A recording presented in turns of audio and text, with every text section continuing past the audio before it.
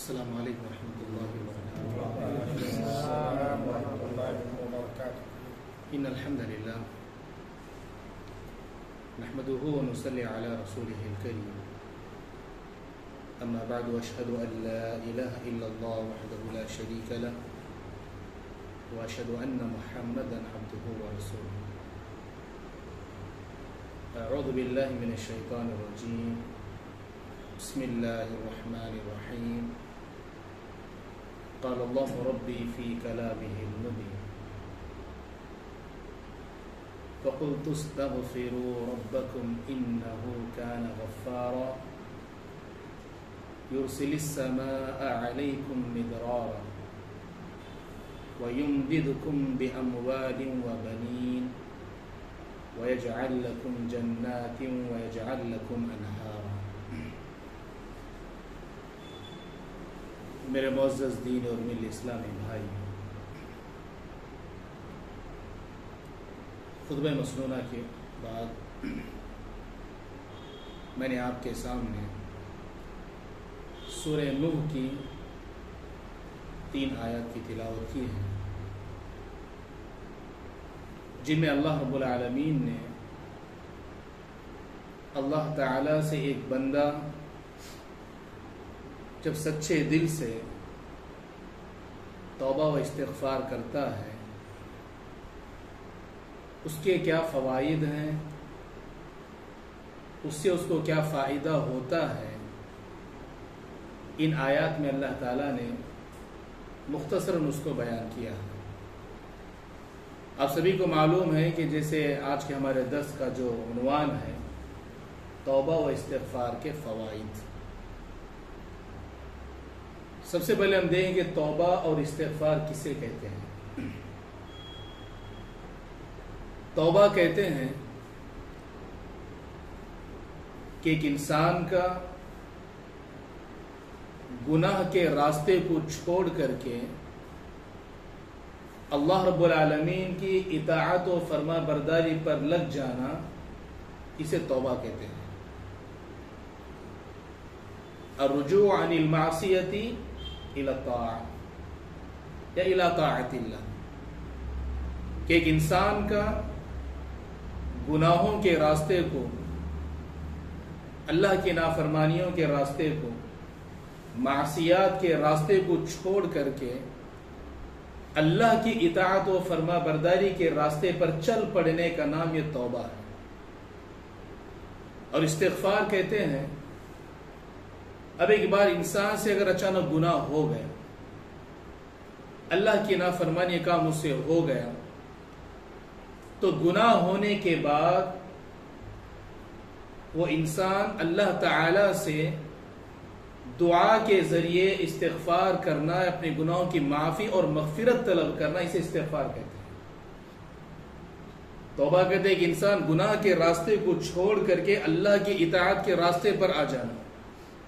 اور استغفار کہتے ہیں گناہ کے ہونے کے بعد انسان دعا کے ذریعے سے اللہ تعالی سے اگر وہ معافی مغفرت طلب کر رہا ہے تو اسے استغفار کہتے ہیں. طلب المغفرہ بالدعاء، یعنی اللہ تعالی سے دعا کے ذریعے سے مغفرت اور بخشش طلب کرنا. اس سے پہلے درس میں آپ کے سامنے توبہ استغفار کے کچھ اس کی کیا اہمیت ہے، کیا فضیلت آپ کے سامنے بیان کی گئی تھی. تو آج کے درس میں ہم دیکھتے ہیں کہ توبہ استغفار کے کیا فوائد ہیں.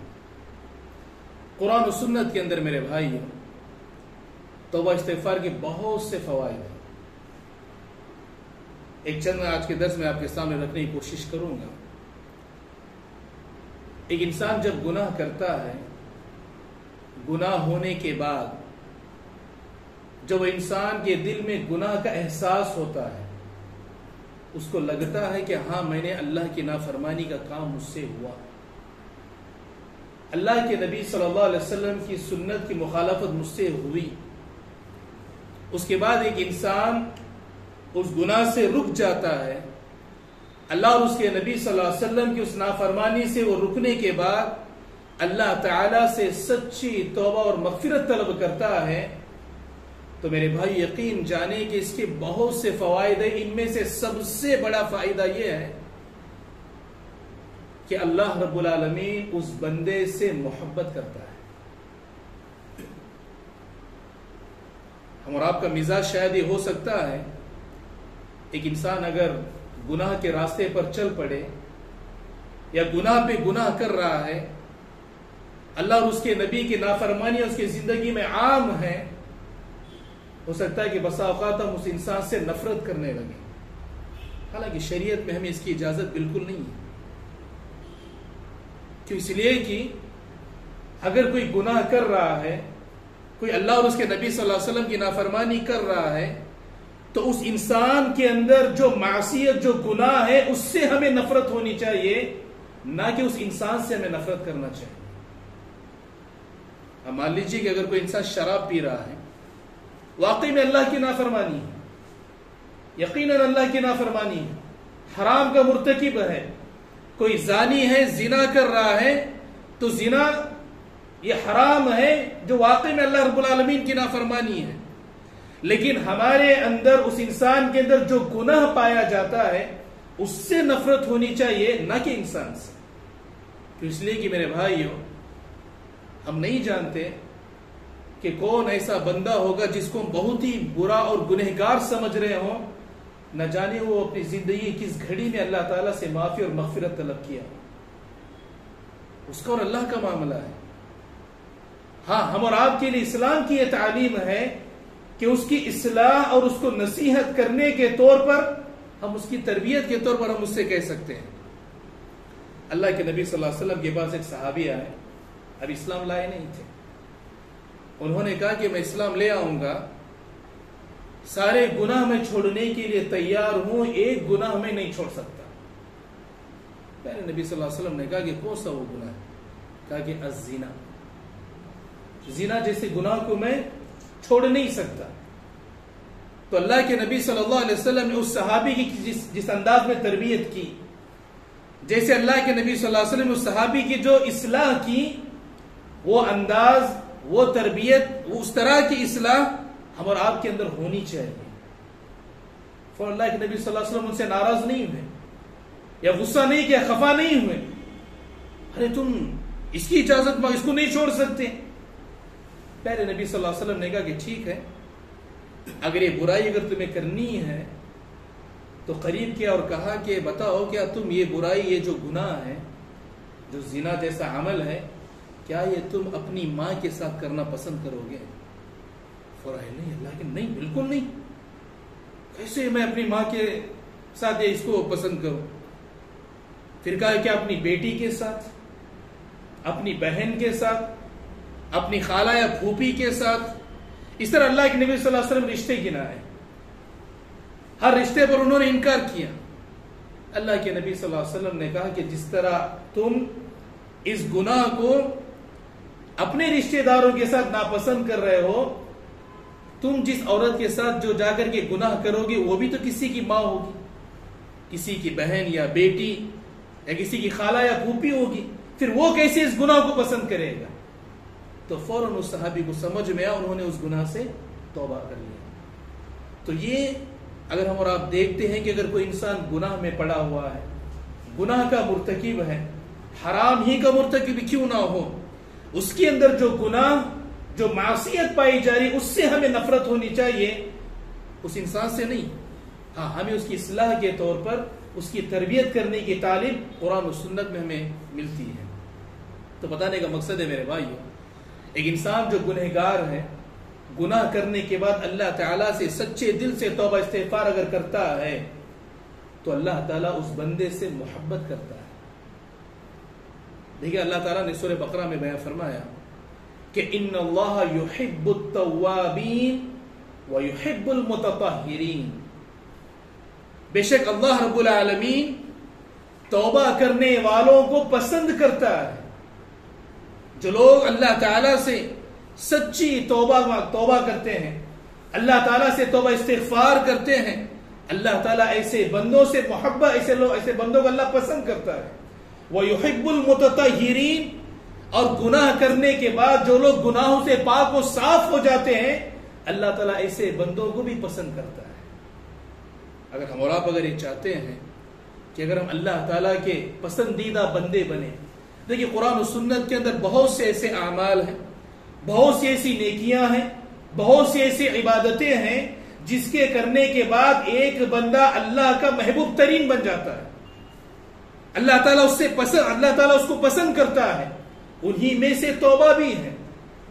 اور توبہ استغفار کے فوائد میں سب سے بڑا فائدہ یہ ہے کہ ایک انسان اگر یہ چاہتا ہے کہ میں اللہ تعالیٰ کا محبوب ترین بندہ بنوں، اللہ کا پسندیدہ بندہ بن جاؤں، تو انسان کو چاہیے کہ ہمیشہ توبہ استغفار کو لازم کرو. یہ توبہ استغفار کا ایک بہت بڑا فائدہ ہے. اتنا ہی نہیں میرے بھائیو، توبہ استغفار کے فوائد میں سے آپ دیکھیں ایک سب سے بڑا فائدہ یہ ہے توبہ استغفار کا کہ جنت کے جو اختلاف کے ساتھ جو آتا ہے کہ جنت کے 8 دروازے ہیں، کہ الگ الگ اعمال، الگ الگ نیکیاں، الگ الگ عبادتوں کے نام سے اللہ تعالیٰ نے جنت کے دروازے بنائے.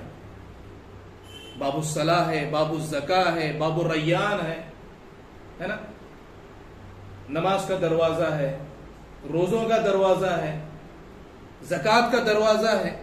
تو انہی جنت کے دروازوں میں سے ایک دروازہ ہے باب التوبہ، توبہ کا دروازہ. اگر کوئی انسان اس دنیا میں رہتے ہوئے ہمیشہ توبہ استغفار کو اگر لازم پکڑتا ہے، ہمیشہ اللہ تعالیٰ سے توبہ استغفار کرتا رہتا ہے، تو اللہ کی توفیق سے جنت کا جو باب التوبہ جو دروازہ ہے، اس دروازے سے اس کو داخل ہونے کی بشارت ہمیں حدیث کے اندر ملتی ہے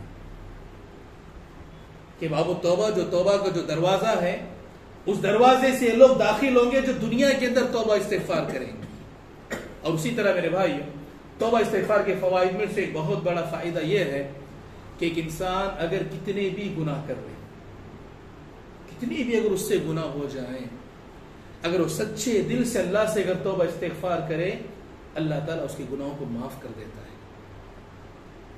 یہ توبہ استغفار کے فوائد میں سے تیسرا سب سے اہم فائدہ ہے، اللہ معاف کر دیتا ہے.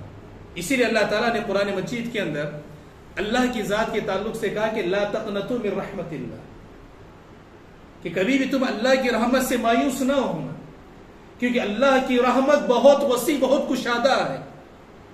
اللہ ارحم الراحمین ہے، رحمتوں والا اللہ تعالی ہے.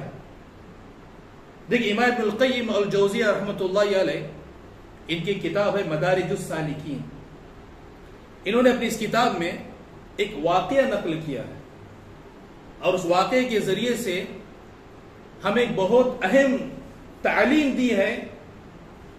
وہ واقعہ لکھتے ہوئے کہتے ہیں کہ اپنی کتاب مدارج السالکین کے اندر کہ ایک ماں اور بیٹا تھا. ایک ماں تھی اور اس کا ایک بیٹا تھا. بیٹا جو تھا ہمیشہ اپنی ماں کو بہت زیادہ پریشان کرتا، ہمیشہ ستاتا، پریشان کرتا، بہت انہیں تنگ کرتا. ماں ہمیشہ اسے نصیحت کرتی، بیٹا مجھے پریشان نہ کر، مجھے تنگ نہ کر، مجھے ستایا نہ کر. اس کے باوجود بھی اس کا بیٹا اس کو ہمیشہ ستاتا، ہمیشہ پریشان کرتا، ہمیشہ اسے ستاتا. ایک دن ماں کو برداشت نہ ہوا تو ماں نے غصے میں اپنے بیٹے کو ڈانٹا اور کہا میں تمہیں کتنا سمجھاتی ہوں، کتنی مرتبہ تمہیں میں نصیحت کرتی ہوں کہ مجھے پریشان نہ کر، مجھے نہ ستا، مجھے تکلیف نہ دے، اس کے باوجود بھی تم مجھے ستاتے ہو، پریشان کرتے ہو. تو ماں نے غصے میں ڈانٹا اور ڈانٹنے کے بعد میں اپنے بچے کو گھر سے باہر کر دیا اور اس کے منہ پر گھر کے دروازے کو بند کر دیا. کہا کہ تو میرے گھر سے چلا جا، اتنا مجھے ستاتا اور پریشان کرتا، تکلیف دیتا ہے. بیٹے کو گھر سے باہر ڈال دیا اور اس کے منہ پر دروازہ بند کر دیا. جب بچے نے اپنی ماں کو دیکھا کہ ماں نے پہلی مرتبہ اسے اس طرح ڈانٹا اور ڈانٹ کے بعد ماں نے غصے میں کہا کہ تو میرے گھر سے نکل جا اور میرے منہ پر گھر کے دروازے کو بند کر دیا، وہ بچہ بہت زیادہ غمگین ہوا، بہت غمگین ہوا.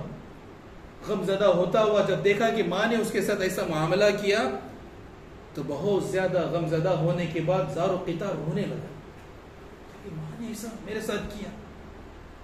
پھر روتا ہوا، غمزدہ ہوتے ہوئے کیا کیا، اپنے گھر سے کچھ دور آگے طرف چلتا ہوا گیا اور گیا اپنے گھر سے دور ایک راستے میں گیا، وہاں پر جا کر کے رک گیا.